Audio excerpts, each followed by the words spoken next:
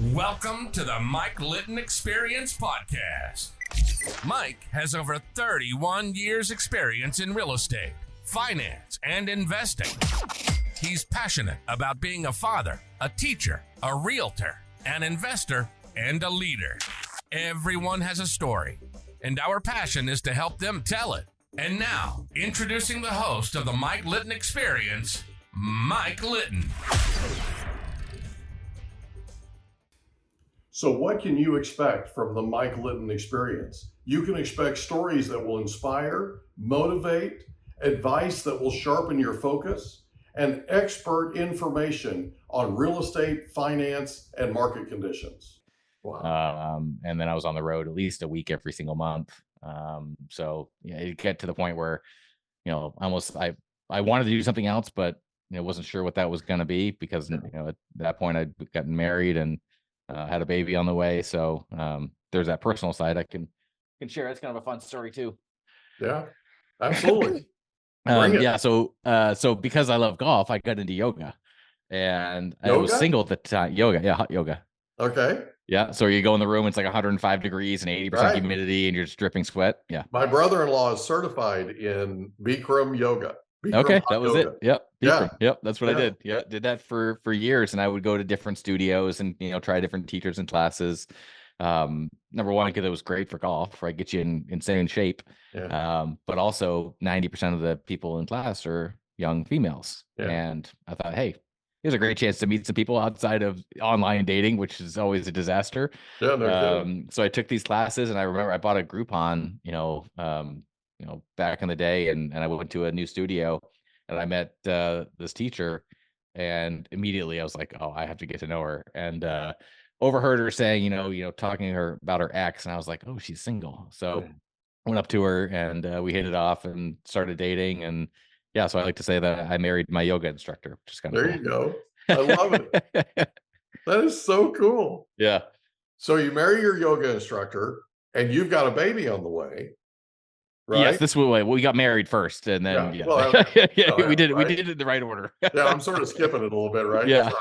Yeah. So, but you get married to you marry your yoga instructor, right? Yeah. And so be honest. When you wake up in the morning, does she make you do certain moves? Like, does she order you around? She makes me do some moves at night, but they're not yoga moves. But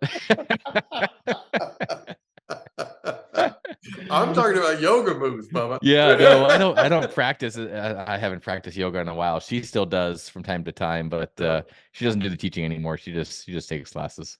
Oh, okay. Yeah. That's cool. I'm just wondering, right? Yeah, I'm sure everybody's wondering. So what's it like when you marry your yoga instructor? Well, I say inappropriate things to her, like, get in downward dog, and she just laughs at me like, no. Or put on that blue sports bra that you had on in class when I met you, because I like that's what did it for me. Right. Yeah. But it's funny when I first started taking classes, and I was starting to kind of hit on her and flirt with her a little bit. I basically look at her and say, listen, you've seen me pretty much naked. I was like, I got these tiny shorts on, no shirt. Said, this is all you. This is what you get, right? There's no hiding behind it. So if you like it, this is let's continue this. Right. What you see is what you get, baby. Yeah, exactly. Yeah. There's not a lot of mystery here. Yeah, yeah. So you guys get pregnant. You got a baby on the way. Yeah. So what did Isagenix do? So I was there for about 4 years, and I really enjoyed it. I love the people. I love the people I was working with, but the travel got to be a little bit much, and I think they could sense that I wasn't a corporate guy. Like, I wasn't going to be there for life. What did the company do though? What do they do for service? It's a health and wellness company. So like, shakes and vitamins and that kind of stuff. Yeah. Gotcha. Okay. But at their peak, they were doing almost $1 billion a year. They were a pretty good sized company. That's cool. But they brought in some different people that, started to lead the company, because the guys that got them to $1 billion, they realized these guys aren't going to be the ones that are going to get us to where, the next step. Right. But I think when they started to make those changes, it didn't work out. They started to lose revenue, and that's kind of when the layoffs happened. And I remember being brought into the HR room. God, did I hate HR. Yeah. And they said, we don't think you're a good fit anymore. And I was just completely out of left field. Yeah. And then later that week, they actually laid off like 150 other people. So it was kind of like a mass, firing, if you will. Yeah. And so my first inclination when I got laid off was, well, I'm going to go build in the field again. Right. I've got the experience. I know how to do this. Sure. And so that was part of what I was thinking, but part of me was also thinking, this company just laid me off. Why would I go out and try to make them more money by building their Help them brand? succeed, right? Yeah. Yeah. So I was like, no, I'm not going to do that. That didn't seem right. And so I did some other network marketing companies for a little bit, but they actually asked me to sign a 3-year non-compete after laying me off. And I took that to a lawyer, and they're like, there's no way they can hold you to. They let you go, and they're not going to let you build an income somewhere else, because they were afraid I was going to take some of the reps at their company, right? Sure they were, yeah. So, I did network marketing for, a little bit after that. But that's kind of where I found, my next thing. I actually had a friend of mine that, when I was in the golf business, that we had always done some different things, little side projects together. Mhm. And he called me up and he said, "Hey, I know you just got laid off. I'm starting a new golf business, and I need some help generating some leads for it." They were basically doing GPS devices on golf carts, and they were selling advertising.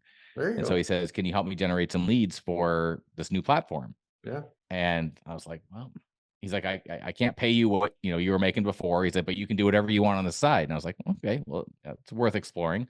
Okay, And yeah. so I literally went home and I Googled how to sell advertising, because I had no idea. Who do I sell to? Who do I even talk to? Right. Realized who it was. And I was like, okay, where do I find these people? Because I've always been in prospecting and recruiting mode. Right. And I realized the only place I could find them was on LinkedIn. Yeah. And so I started to use LinkedIn and started to reach out to people and start some conversations, and we landed some big national clients for them. And my wife is the one that said, "You're good at this. You should do this." Mhm. And so I started doing that for some friends and family, and then kind of turned into a little business. And yes, almost 7 years later, this is what we do full time now, is we, help people with the right strategy and approach, and, how not to suck on LinkedIn and actually get results, and turn cold people into warm conversations. So I'm going to need your help with that, because I'm terrible at LinkedIn. I'll get I'm all kinds absolutely of terrible at strategies. it. And your dad reached out to me over LinkedIn, Yeah. right? Yeah. And he was super casual about it, right? He's just like, because I've got 3,800 contacts or connections or whatever. Yeah. So I'm, I get approached by people all the time, and your dad was like, I think we should talk. I think we should something visit or something like that. And I'm Yeah. like, well, that's really refreshing, Yeah. right? And he Yeah. had listened to the podcast, and he said, I really dig what you're doing with the podcast. I think we should talk. And it was like, okay, right? Yeah. So we get together and we talk. And like I told you, I mean, we immediately hit it off. And then we start talking about, Tommy Hopkins, and we start talking about, right? And it's like, okay, right? This is, I mean, your dad is just the man. He is just the man. Well, you know this. I can't wait to listen to the interview you have with him. Oh, no, we're going to have a great time. It's probably going to be 4 hours, but we're going to have a great time. So, but yeah, I mean, he's really, this, he's just the coolest guy on the planet. Okay. So what are the keys to use your vernacular? What are the keys to not being bad at LinkedIn? Yeah. I mean, it's changed a lot over the last 7 years. Oh, sure. When I talk to people, 3 or 4 years ago, even, they allowed you to send out 150 connection requests a day. Yeah. And, it was just a spam fest, and you didn't have to be very good, but you could still get results. Just, throw enough stuff against the wall. Something's bound to stick. Now that they've reduced the number of people you can connect with, you've got to be a little bit more efficient, a little bit more effective, a little more strategic. But I always tell people, if you look at, the last 10 messages you get on LinkedIn, most of them are people connecting and then wanting to sell you something. They're trying to sell what they do in a message. They're sending you a calendar link. They're sending you a webinar that they did. They're sending you 3 articles you're never going to read. Mhm. And it's just overdone. And so my goal with what we do on LinkedIn and what we do with our clients is to basically look at LinkedIn as a way to start conversations, create engagement, create a little curiosity, a little bit of interest, but at the end of the day, build a relationship. Because if you're selling something that's, hopefully, valuable enough, thousands of dollars, which is most of the coaches that we work with, Mhm. you have to approach people the right way. And if you approach people the right way on LinkedIn, kind of like my dad did with you, even if there's not an opportunity today, you keep the door open for a possible conversation in the future, just because you approach them the right way. If I went up to a girl and first thing I did was ask her to marry me, and she says no, I can't backtrack and ask her to go on a date. I've shot myself in the foot. And that's the approach that most people take on LinkedIn, is they're just trying to sell in a message. They're not asking any questions. They're not creating any engagement. They're not adding any value. And so our goal is to think outside the box and how we can start conversations the right way, where, yeah, there's going to be some opportunities for you, currently, but also build a pipeline where you can have some predictability in your business. Because most of the people we work with, they work on referrals, they have their warm market, which is great if you've been doing your business for years and years and years, but most people can't rely on referrals. They come in and it's great, but our goal is to build a little bit more of a predictable pipeline of conversations. And it works when you do it the right way. You just have to have the right strategy. And it all depends on, who are you reaching out to? Are you reaching out to C-suite, or are you reaching out to managers? Are you reaching out to business owners? You're reaching out to entrepreneurs?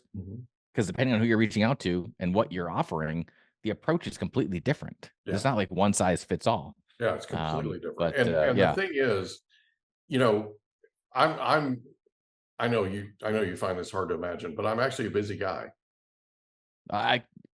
Based on what you've told me about the podcast, I'm busy enough with the podcast that we have going on, so I can't even imagine. And then doing all the work yourself, that would drive me nuts. Yeah, and it's just right. So when I'm approached on LinkedIn, and it's okay, here, Mike, let's sell you this. Let's sell you this. Right. It's like, no.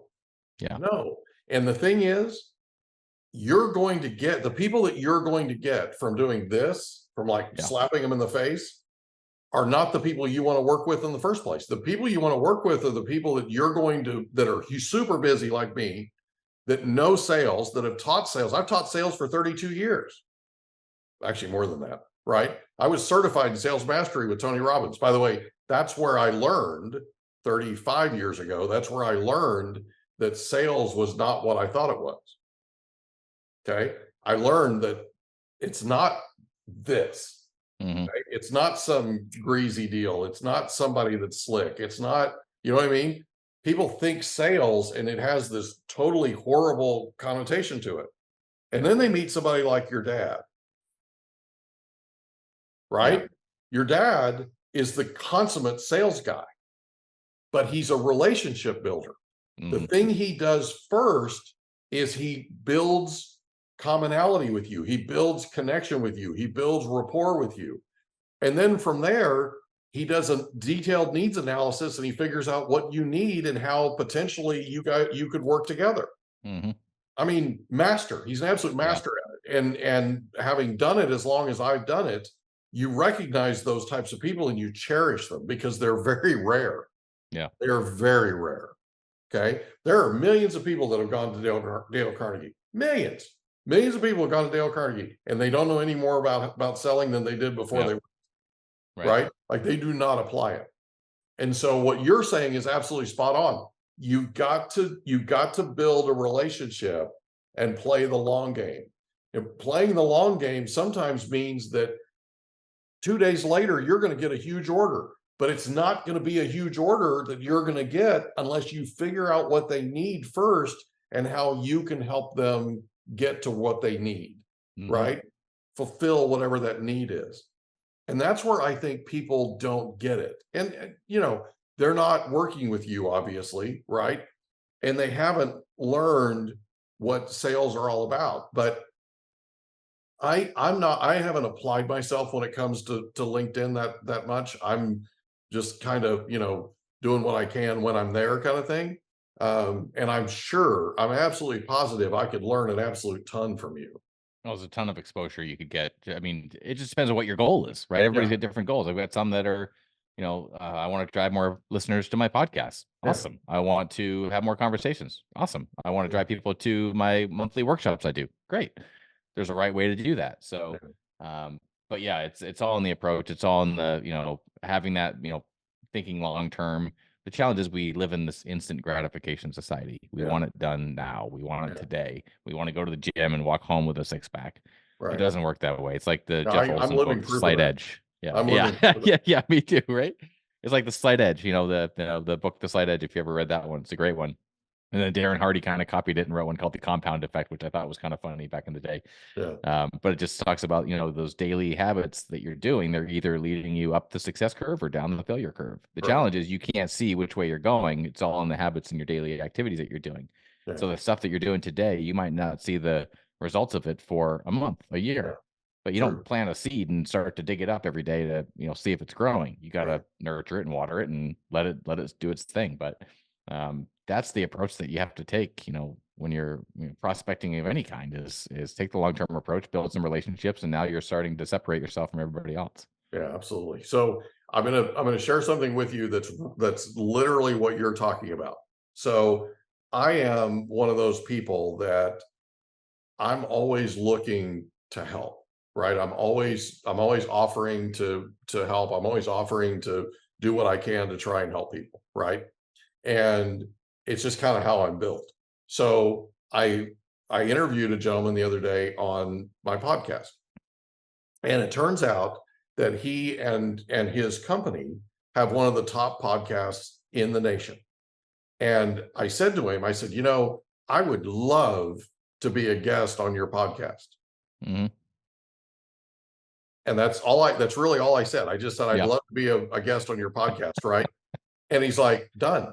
And he literally writes out the introductory text, the group text, like right there on the spot. I haven't even hit record yet. I'm talking to him before we actually hit record, right? And he's like, is there anything else? Right. And so we're talking. I'm like, well, I'd love to meet so and so. Done. Literally writes it. Okay. So by the time I get to his podcast, by the way, I'm going to be on it on March 11th as a guest. By the time I get to his podcast, I'm like, Jeff, his host, I'm like, Jeff, what can I do to help you? Yeah. Right. And Jeff goes, and this literally happened this morning. He goes, I don't really know what you could do to help me because I haven't had you on the podcast yet, but maybe let's do this. Maybe let's do a reciprocal, right? Where he comes on my show, I'm on his show, right? And then let's get together afterwards and figure it out. I love that idea. Yeah. I love that idea. I'm like, absolutely. Here's the scheduling link, right? Yeah. Let's do this thing, right? Because like I was on a podcast a couple of weeks ago as a guest, the first one I've ever done. And it was some guys here that are local. And they're like, we love your energy. We've got to figure out a way to work together more. And so I had lunch with the guy that's the host on Monday. And I said, hey, let's figure out how to do this. And literally it evolved into I'm sitting with him and I'm literally sharing with him how to succeed in the business that he's in. That's in addition to the hosting of the podcast. Okay. Because it's a business I've been in for 32 years. And so I literally sat there with him and I said, listen, you're going about this all wrong. And he looked at me like, are you from Mars? Right. But I literally said to him, I said, you're going at this all wrong. Here's the way the people that are doing what you're doing for a living, but they're in the top 1% nationally, which by the way, I used to be. This is what they're doing. This is how they approach it. And it's literally what you're talking about. It's literally what you teach with regard to LinkedIn. I'm literally telling him exactly what you're talking about. It's all about relationships. It's all about the value you can bring. Okay. And it's different for everybody. It's different for builders. It's different for realtors. It's different for clients. It's different for everybody. You just have to figure out how what you do works for them. Right. Yeah. And then you just bring it. Yeah. You just bring it and you bring it with everything you've got. So that turned into, we really have got to work together more. So I'm having breakfast with them on Monday so that we can sit down and talk about how we can work together more. They have their own podcast. I have mine. They've been podcasting since 2016. I've been doing this 5 months, dude. Yeah. Right. I'm like brand new at this. Now I've been on radio and television since 2011, like I told you before we hit record, right? So I've got some background in it. And then I get a thing on LinkedIn late last night, And this lady said, I'm looking for somebody to host a radio show once a month in San Diego on real estate. Are you interested? Yes and yes. Yeah. Anyway, right? So Yeah. LinkedIn really is more than I ever imagined it was. And I've got to put you together with this young lady who taught a class last year, a training on, believe it or not, Google Business. And she literally went through and for in front of everybody, set up this realtor's Google Business thing, right? Where they have an actual storefront. Okay. She set it up right there in front of us. And she said, and by the way, my favorite thing is LinkedIn, and here's why. And she went through this whole thing, almost like a doctoral presentation. I'm not joking. Like a doctoral thesis kind of thing on here's how you master LinkedIn. You guys need to talk. Sure, absolutely. She's unbelievably brilliant, man. Unbelievably brilliant. And it turns out she works for a company that I use, an escrow company that I use. So you guys need to talk. That's awesome. So let's say that somebody is an absolute neophyte like me in LinkedIn and they need your help. How do they engage you? Yeah, I mean, easiest is go to our website, just ninjaprospecting.com. There's a lot of good info on there, and my calendar's right there if someone wants to book a call. And every time I have a new call with someone, I always tell them, I like to set expectations. Some people come to me like, I need a strategy, help me right now. And I have some that are like, just tell me a little bit more. Like they're just window shopping. It's like dating, right? You have to look actually, one of my messages I send out right now is, lead gen and marketing is a lot like dating. There are some people that are single, right? They need leads. They don't know where to go. But they're casually looking, right? They're just window shopping. There are some people that are single and serious and they want to settle down and find a partner. And there are some people that are married and they don't need any help. And so I get all these messages back saying, I love the analogy, right? That's so creative because it's so true. It's like, unless I ask someone, hey, do you need help in this area? Because I'd love to give you some ideas. And if not, keep us in mind for the future. But yeah, usually, people just go to our website and learn a little bit more and then schedule a call with me. And everybody's different that I talk to, right? Everybody has different goals, different, niches that they work with, different offers. A lot of what I do is a little bit of coaching on it. Like, tell me who your ideal audience is and what's your offer look like? And if you say it's business owners and you do leadership coaching, I'm going to tell you, you're going to need to niche down a little bit because there are a million people that do that. So it's part coaching and part, okay, you've got this part down. I think now here's what you can do as a strategy on LinkedIn. And then that's kind of what, our process is we do that deep dive to really understand what are we trying to do? Who are we trying to reach? What feels right to you in terms of the approach? And then we're just really good at coming up with what's the right message to say where it feels professional and engaging, but does it in a way that doesn't feel spammy, that focuses on engagement and creating conversations and building relationships. And then we have a whole team that does everything manually. So there's no bots, there's no software, automation. I got out of that world years ago and now have a team of VAs that does all the work that we come up with. And it's awesome. I get, I watch the leads pour in for people and new conversations happening. And we try to be a little bit different. I pride ourselves in being the opposite of every, LinkedIn, lead company. In fact, the reason why I call ourselves the opposite, if you're a Seinfeld fan, I'm not sure if you ever watched any Seinfeld, but there's an episode where George comes into the coffee shop and he sits down. He's like, every decision I've ever made in my life has been wrong. And Jerry looks at him. He says, well, if every decision's been wrong, the opposite must be right. So instead of ordering chicken salad on sourdough, he orders, tuna salad on rye, right? And this beautiful woman looks over at him and Jerry's like, that lady just looked over at you. And he's like, what am I going to do? Go talk to a strange woman? And he's like, well, now's your chance to do the opposite. Instead of being intimidated, you go right up to her. He's like, I would do the opposite. And he goes up to her and he says, my name is George. I'm unemployed and I live with my parents. And she's like, my name's Cynthia. Hi. And his whole life starts turning around, right? So he starts working for the Yankees and everything starts working out. So I'm like the George on LinkedIn where we try to do things the opposite way. Look at what everybody else is doing, do the opposite. Right. Because you immediately stand out in your approach and people just appreciate that. Like you said, it was refreshing. Yeah, it really is. Yeah. So we're going to put a link to your website. Say it again. It's Ninja Marketing? Ninja Prospecting. NinjaProspecting.com. We're going to put a link to your website on your description for the podcast episode. Is there anything else you want to cover before we wrap up? Yeah, I mean, well, we started our podcast. I had the idea for it a few months ago. I always thought it'd be fun to have a podcast, and thought, how can I have more conversations with more of the right people and help more people? And so I came up with the idea. I'm going to interview coaches, consultants, authors, speakers.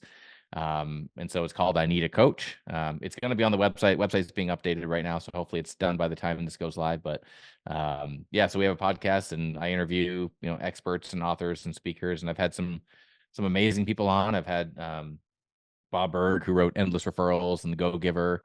I'm having a guy on that I met through a cold message that started 2 unicorn $1 billion companies. One, both of them you probably heard of, one called kayak.com and one called Travelocity.